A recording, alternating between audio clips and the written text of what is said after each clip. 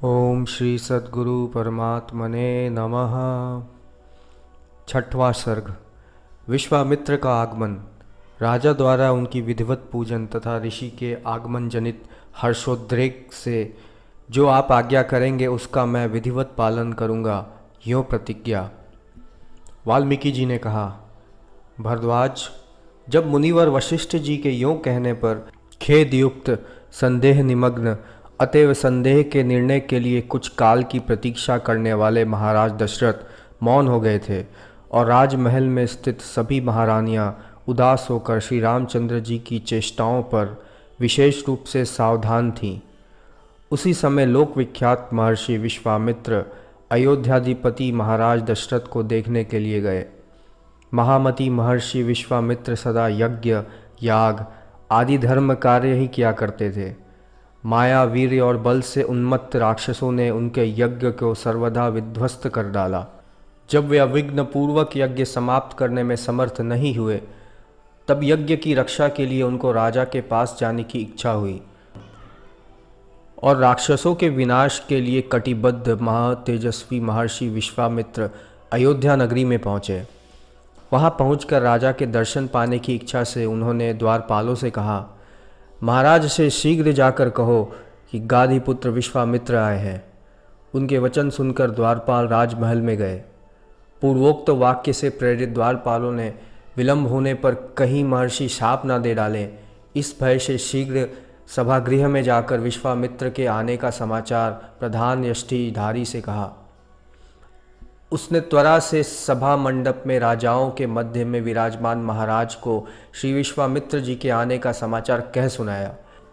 महाराज, द्योड़ी पर प्रातः काल के सूर्य के समान तेजस्वी, बड़े प्रभावशाली अग्नि की ज्वाला के तुल्य जटाजूट से सुशोभित एक तपस्वी पुरुष खड़े हैं, जिन्होंने अपने तेज से उस प्रदेश को ऊपर दैदीप्यमान पताका तक और आसपास हाथी, घोड़े, पुरुष और आयुधों तक को सुवर्णमय बना दिया है। महर्षि विश्वामित्र जी आए हैं, ऐसा विनम्र वाणी से महाराज से कह रहे प्रधान यष्टिधारी को देखते ही उसके वचन सुनकर मंत्री और सामंतों के साथ महाराज सुवर्ण के सिंहासन से उठ खड़े हुए। अनेक राजाओं द्वारा परिवृत वशिष्ठ और वामदेव जी के साथ महाराज पैदल ही जहाँ पर विश्वामित्र जी थे वहाँ तक गए।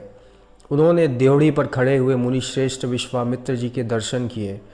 विश्वामित्र जी ब्रह्मचर्य, वर्चस्व और शास्त्र तेज से सुसंपन्न थे। उनके दर्शन से ज्ञात होता था कि किसी निमित्त से मानो सूर्यदेव ही पृथ्वी पर आ गए हों।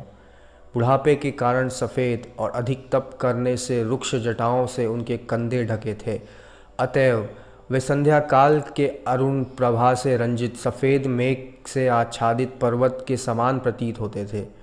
उनका शरीर सौम्य, सुंदर, दैदीप्यमान, प्रभावशाली, विनय से संपन्न, हृष्ट पुष्ट हाथ, पैर आदि अवयवों से युक्त और कांतिमान था। उनके तेज से नेत्र और मन प्रसन्न होते थे। उससे भय का भी संचार होता था। वह प्रसाद गुण से युक्त था। अधिक होने के कारण शरीर से छलक रहा और गंभीर तथा अपरिच्छिन्न था। उक्त प्रसन्न गंभीर तेज से ऋषि की कांति अनुरंजित थी। उनके हाथ में चिरकाल से परिगृहित एक सुंदर और चिकना कमंडलू था। उनका चित्त स्निग्ध और प्रसन्न था।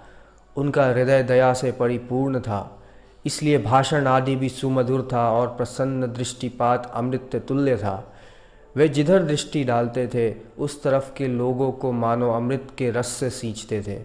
उनके कंधे में अवस्था के अनुरूप यज्ञोपवीत था। उनकी भौहें सफ़ेद और ऊंची थी।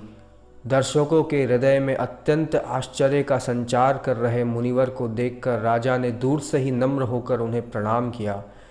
नमने से राजा के मुकुट से मणियाँ पृथ्वी पर बिखर गईं। जैसे सूर्य इंद्र का प्रत्यभिवादन करते हैं, वैसे ही विश्वामित्र जी ने भी मधुर और उदार वाणी द्वारा आशीर्वाद देकर राजा का प्रत्यभिवादन किया।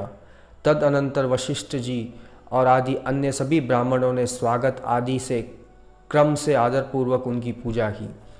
महाराज दशरथ ने कहा, भगवान, जैसे सूर्य अपने तेजोमय दर्शन द्वारा कमल के तालाबों पर अनुग्रह करते हैं, वैसे ही अनायास प्राप्त आपके अद्भुत तेजों में दर्शनों से हम लोग अत्यंत अनुग्रहित हुए हैं। महर्षि, जो अनादि क्षय रहित और अविनाशी परम पुरुषार्थ रूप सुख है, आपके दर्शनों से वह मुझे प्राप्त हुआ है। निस्संदेह आज हमने पुण्य से धन्य पुरुषों के आगे स्थान प्राप्त कर लिया है, क्योंकि हम लोगों के उद्देश्य से आपका शुभागमन हुआ है। यो महाराज दशरथ के समान ही कह रहे महर्षि और अन्य राजा सभा भवन में आकर आसनों पर बैठ गए। महर्षि के शुभागमन से प्रसन्न वदन महाराज दशरथ ने महर्षि की तपस्या संपत्ति से भयभीत होकर दूसरे के द्वारा अर्घ्य के लिए जल मंगाने में भी अपराध की संभावना देख स्वयं जल लाकर उन्हें अर्घ्य दिया। महर्षि विश्वामित्र ने राजा के अर्घ्य को स्वीकार कर शास्त्र में वर्णित विधि से प्रदक्षिणा कर रहे राजा की भूरी भूरी प्रशंसा की। राजा दशरथ द्वारा पूजित विश्वामित्र बड़े प्रसन्न हुए। उनका मुख कमल खिल उठा। उन्होंने राजा से उनकी तथा राज्य के विभिन्न अंगों की कुशल पूछी और पूछा, आपका राजकोष तो परिपूर्ण है। तदनंतर मुनि श्रेष्ठ विश्वामित्र जी ने प्रसन्नतापूर्वक महर्षि वशिष्ठ जी से मिलकर वशिष्ठ जी की पूजा की और उनसे यथा योग्य उनके शिष्य, आश्रम के मृग, पक्षी आदि की कुशल पूछी। क्षण भर के लिए परस्पर मिलकर और यथा योग्य पूजा सत्कार कर सभी को बड़ी प्रसन्नता हुई। वे राजमहल में अपने अपने आसनों पर बैठ गए।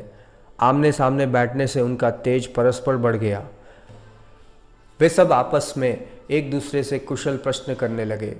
महामति विश्वामित्र जी के आसन पर बैठने के उपरांत महाराज दशरथ ने उनके चरण पखारे, उन्हें दूसरी बार अर्घ्य दिया, गाय दी एवं चंदन, पुष्प, वस्त्र, अलंकार, दक्षिणा, फल और तांबूल आदि से पुनः पुनः उनकी पूजा की।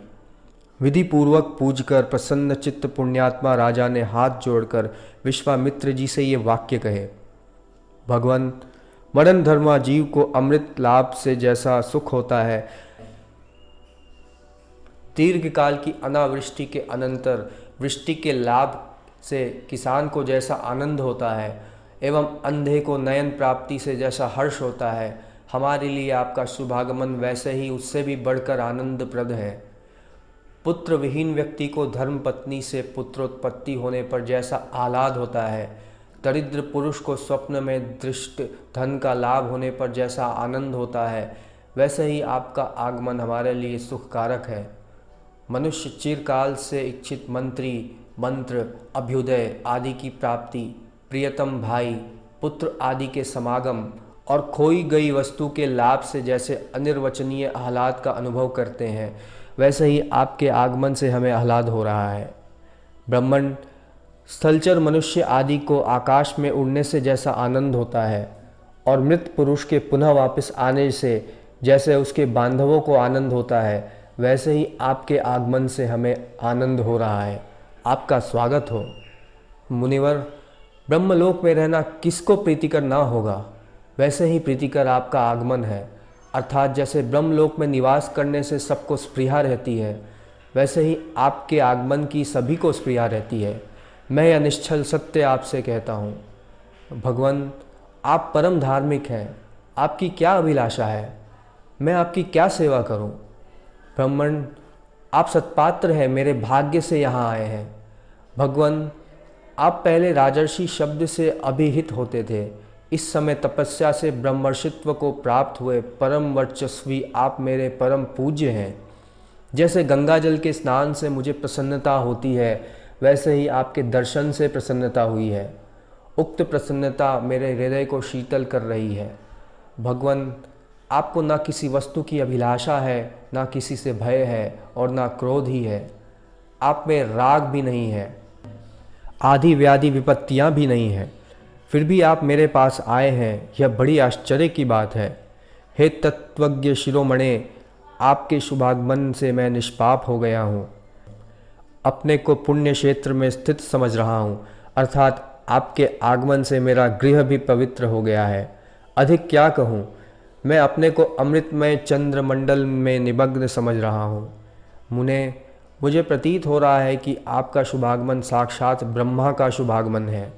आपके आगमन से उत्पन्न पुण्य से मैं पवित्र हुआ हूँ, यश और अभ्युदय से अनुग्रहित हूँ। आज आपके आगमन से उत्पन्न हुए पुण्य से अनुरंजित मेरा जन्म सफल हो गया है और मेरा जीवन सार्थक हो गया है। यहाँ आए हुए आपके दर्शन कर, पूजा कर और प्रणाम कर, जैसे चंद्रमा को देखकर समुद्र अपने में ही नहीं समाता, तट सीमा को लांघ कर उछल पड़ता है, वैसे ही मैं भी अपने में फूला नहीं समा रहा हूँ। मुनिवर, आपका जो कार्य हो, जिस प्रयोजन से आप आए हैं, उससे आप किया ही समझिए, क्योंकि आप सर्वदा मेरे माननीय हैं। गाधी नंदन, अपने कार्य के विषय में आप विचार न कीजिए। भगवान, पात्रभूत आपके लिए मुझे कुछ भी अदेय नहीं है। मेरा कार्य सिद्ध होगा कि नहीं, इसका विचार आप मत कीजिए। मैं आपका कार्य संपूर्ण रूप से धर्मतः करूँगा। आप मेरे परम देव हैं। आत्मवित्त महाराज दशरथ द्वारा विनयपूर्वक कहे गए श्रुति मधुर सुमिष्ट वचनों को सुनकर प्रख्यात कीर्ति और विख्यात गुण वाले मुनिपुंगव विश्वामित्र परम प्रसन्नता को प्राप्त हुए। छठवां सर्ग समाप्त। ओम पूर्णमदः पूर्णमिदं पूर्णात् पूर्णमुदच्यते पूर्णस्य पूर्णमादाय पूर्णमेवावशिष्यते। ओम शांति शांति शांति।